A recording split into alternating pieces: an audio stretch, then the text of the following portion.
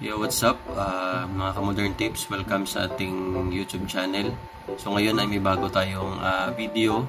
Ito ay update tungkol sa last natin na upload natin na marami nagtatanong tungkol sa ano ang gagawin kung na-deactivate ang SIM card at merong pera sa GCash. So ito yung update natin dahil sa in-upload natin last time is tips lang yung binigay natin. Ngayon ay magbibigay tayo ng another update kung saan marami kasing nagsasabi na kahit sinunod naman nila yung tinurong tips ay hindi talaga na-recover yung GCash account nila at sayang dahil yung mga pera nila ay hindi makuha sa GCash. So ngayon, itong video natin ay magbibigay tayo ulit ng tips, especially ngayong 2024, kung ano nga ba yung process at kung ano yung mga error na na-encounter. So, disclaimer lang, posible ng video na to ay makakatulong sa inyo at pwede rin naman na hindi sa inyo makakatulong. So, ang gagawin natin, pwede nyong sundan o patapusin itong video at kung hindi naman ay pwede kayong mag-search ng pwede nyong i-follow na tutorial. Umpisahan na natin to. Panoorin maigi ang video dahil ituturo ko sa inyo ang mga pwede natin gawin para ma-recover yung mga old account natin dito sa ating GCash.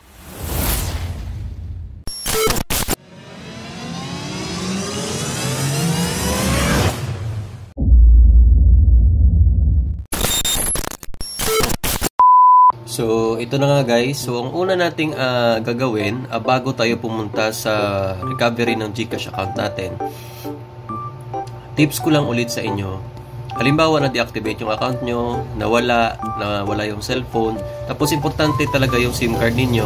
O halimbawa, maraming naka-connect na accounts dun sa contact number ninyo. So, una nyong gagawin, wag muna kayo mag-recover ng account gamit ang new number. Una nyong gagawin is, kung nawala yung SIM card ninyo, kumuha kayo ng affidavit of loss. Tapos, punta tayo ng service provider. Ganon din sa mga na-expired at sa mga SIM card na na-deactivate. So, una-una talagang gagawin guys, punta tayo ng service provider. Usually sa mga mall yan, kung nasa city kayo. Halimbawa, yung Smart PLDT, yung green, yun yung pupuntahan ninyo. Tapos yung sa Globe naman, meron naman tayo sa mga mall like Robinsons Mall, mga SM, ganon. So, visit lang kayo doon. Magtanong kayo doon, magdala kayo ng ID, lalo na kung registered yung mobile number ninyo. Itanong nyo doon kung anong pwedeng gagawin or pwede bang papalitan ng bagong SIM yung old SIM card ninyo ng bago, pero ganun pa rin yung number. Para di na kayo mag-recover ng account, mapapalitan yung SIM card ninyo, lahat pwede nyo pa rin gamitin yung mga account ninyo nang hindi nagre-recover ng account para mas less hassle tayo. Yun yung unang gagawin.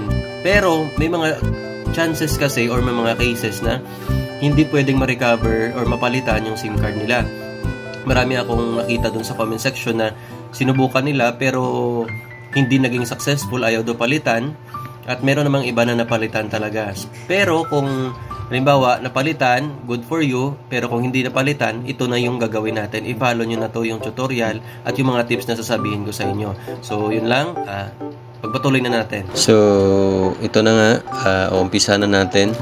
Yung topic natin ngayon is how to recover GCash account from lost, stolen, expired, and deactivated SIM card. So, pag-uusapan natin ngayon kung may pag-asa nga bang ma-recover yung mga GCash account ninyo mula sa mga SIM card na wala, nanakaw yung cellphone, na-expire dahil hindi naludan, at na-deactivate dahil sa SIM registration app or defective yung natatawagan, may text pero hindi nakakatanggap ng OTP. So ngayon, pag-uusapan natin yan sa video na to. Tandaan natin na yung video na to is dalawa ito muna yung una, tapos yung susunod i-upload ko. Yun yung gagawin ninyo kapag hindi maging effective itong unang tutorial na to. So tara na, umpisa na natin. Kung ang gusto mong mangyari is gusto mong i-recover ang yung GCash account na old gamit ang bagong number based sa GCash, so itong mga gagawin natin. Your new number should not be registered to another GCash account. So kung may old GCash ka na verified, tapos gusto mo siyang i-recover kasi may laman na pera, kailangan mo ng bagong number na hindi pa na-register sa GCash.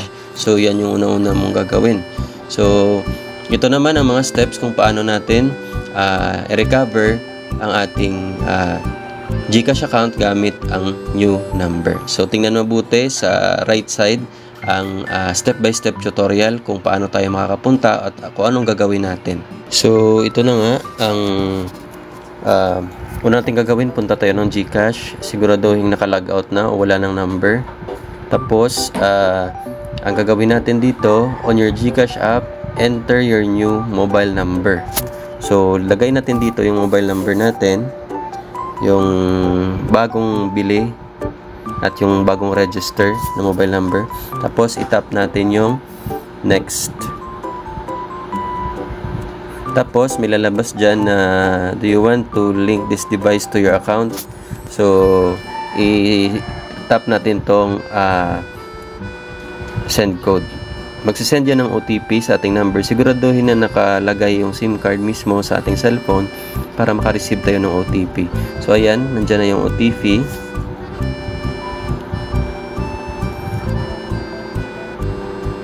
Tapos dito may lalabas na options. What would you like to do with your account today? So it's either new account, gagawa tayo ng bagong account, at recover account. So ang gagawin natin ngayon is i-select natin yung recover account.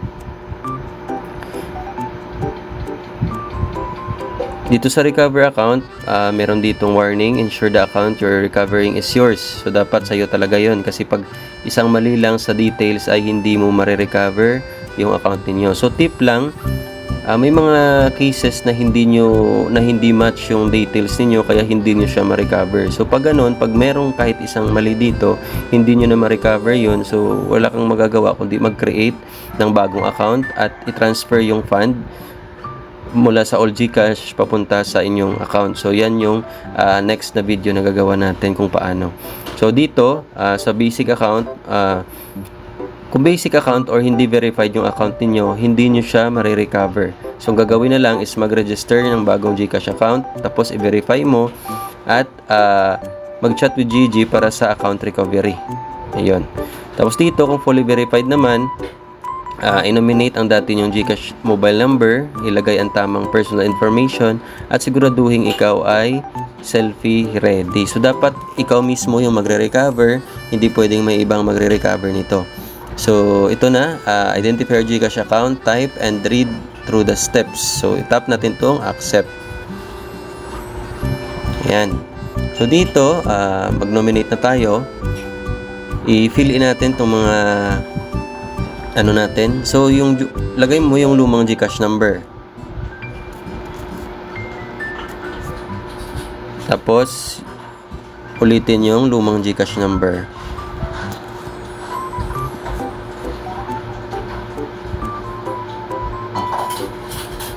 Tapos ilagay ang lumang 4-digit MPIN. So dapat maalala mo talaga tong MPIN, kasi pag hindi to mag-match, possible na hindi mo marirecover yung account mo. So sa baba, I agree to the terms and conditions and privacy notice of GCash. So i-click mo lang to at i-confirm. Yan. So ang malabas is something went wrong. There seems to be a problem. Please try again later. So may mga cases na makaka-proceed kayo. After nito, may magpa-pop up na parang page or link, tapos doon nyo ipagpapatuloy. Pero sa case ko, something went wrong siya. Alam nyo kung bakit? Kasi yung sinusubukan kong i-recover na account is hindi verify. So ito talaga yung lalabas. Kasi wala tayong sample ngayon ng verified account na i-recover. So ito yung lumalabas. So ang gagawin dito, pag may pera ako doon, ang gagawin natin is mag-transfer tayo ng fund mula sa old GCash mapunta sa new GCash. So if ever na nag-proceed tayo dito, lalabas yung selfie, yung biometrics. Ayan. Tapos pag natapos yan, na-verify yung picture mo, you will be led to a page that confirms your updated GCash number. So once naging okay yung information na nalagay ninyo, is tuloy-tuloy na talaga yan.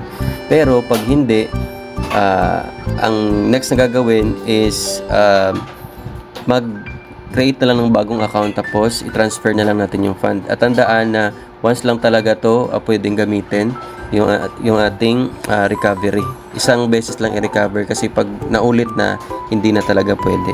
So ito, punta tayo sa next nating gagawin kung hindi natin ma-recover. Alright, so ngayon once na-recover mo na yung account mo or na-update mo na yung mobile number mo dun sa GCash page, so marirecover mo account mo real time, agad-agad or maya-maya. At yung maliban lang sa GCash card mo at GCash Pera Outlet na 14 days pa. So ayan. So halimbawa ay hindi mo naman na-recover ang iyong account, huwag ka mawala ng pag-asa dahil meron pa tayong pwedeng gawin para makuha natin yung pera natin sa GCash. So tara, mag-proceed tayo. So halimbawa, I tried doing the account recovery but I was not able to complete it due to some error. So if you cannot recover your account, here are possible reasons why and how to troubleshoot them. So unang gagawin, halimbawa, the information you provided, the MPIN, personal information, face scan, did not match or what was registered the account to be recovered. So halimbawa, sabi ko nga kanina, nakalimutan yung MPIN. So, walang chance na ma-recover na yan kasi nagkamali ka. Hindi nag-match. Personal information mo, kahit isang letra lang dyan or isang number, wala na yan. At lalo na sa face scan. So, kung sure ka na tama or baka nag-error lang yung GCash, itry mo lang ng itry. Pero pag hindi talaga, proceed tayo sa next. So, if you encounter an error that states something went wrong, please try again. So, try again mo lang. I-try mo lang ng i-try. Pero pag hindi talaga, ibig sabihin, hindi talaga match yung, hindi talaga tama yung nilagay mo. Pero, if you encounter an error that states the GCash number you entered cannot be recovered, please enter another number. So, ayan.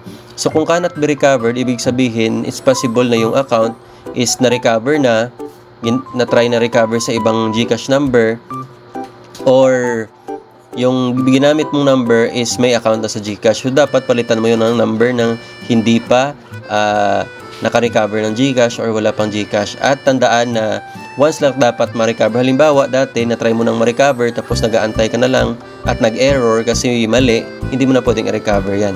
Kasi once lang pwedeng i-recover yung account. Ayan.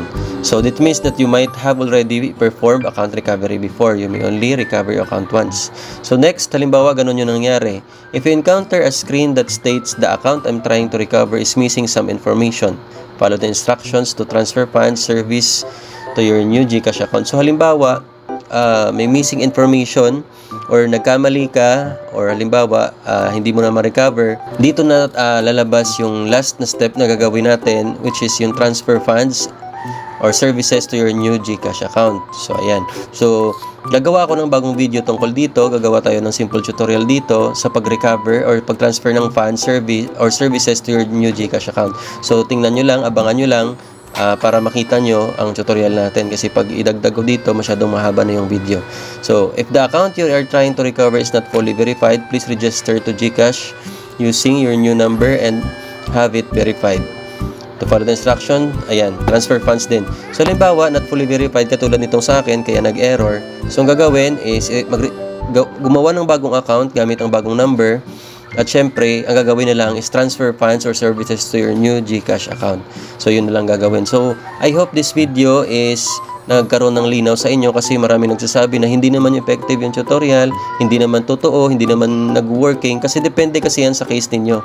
Marami naman nagpapasalamat na nag-work sa kanila yung yung tutorial or yung tips na binigay natin, pero marami talagang hindi kasi yung iba nalimutan nila tapos yung iba hindi nila na-follow yung instructions. Pero ito lang, kung ayaw yung maniwala or sumunod sa mga ginagawa naming tips, pwede naman kayong mismo yung mag-direct sa GCash at mag-chat with Gigi para malaman yung kung ano talaga yung concern ninyo at sabihin nyo doon kung ano talaga yung na-experience nyo para hindi magkamali.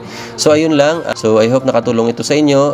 Sana sa next video andun pa din kayo. So, maraming salamat sa mga nanood. Paalam.